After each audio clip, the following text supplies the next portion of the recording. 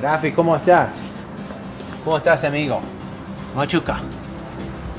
Okay. Well, I'm sure there's many orthopedic surgeons that deserve this award, but Scott Nelson is one that I've tracked with for the last several years, and the guy is just simply a rock star. El Dr. Nelson es una persona trabajador, amante.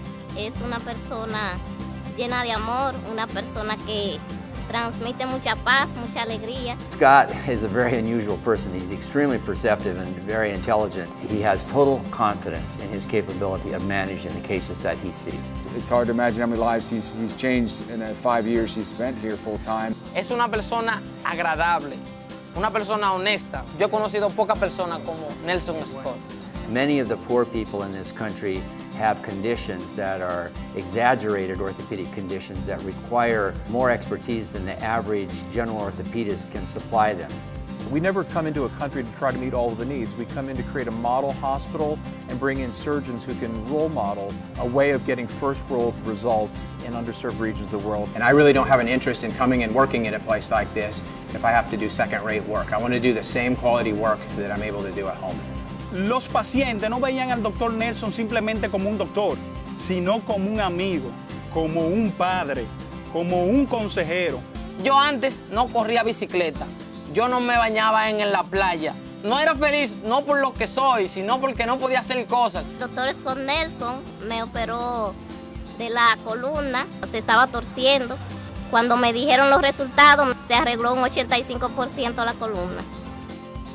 This is something that runs way back in my family. My grandfather was also a graduate of Loma Linda University. He was called in 1936 to go out to the Belgian Congo. When I was about 8 years old, I went there, and that's when I saw my first operation. The seeds were planted to come and do something like this, and I always wanted to go and work at a place that had needs that weren't being taken care of by somebody else.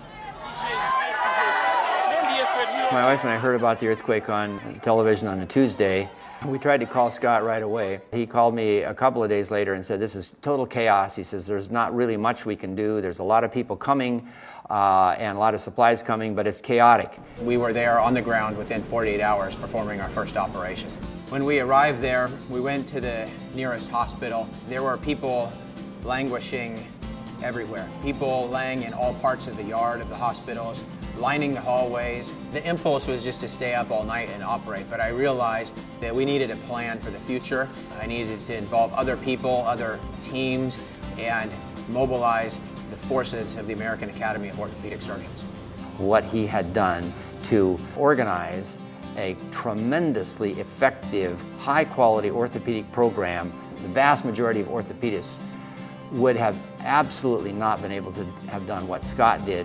He really seizes every moment, and whether that's doing surgery or just showing bedside compassion or visiting his patients post-op out in their barrios. The amount of change he's made on this island is immeasurable.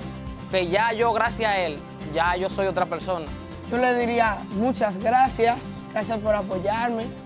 Como en inglés, thank you very much. We oftentimes come down to this environment with the intentions to teach and to give, but in the end we end up receiving and learning more than what we've given to others. And that's part of the blessing of being involved in this kind of work.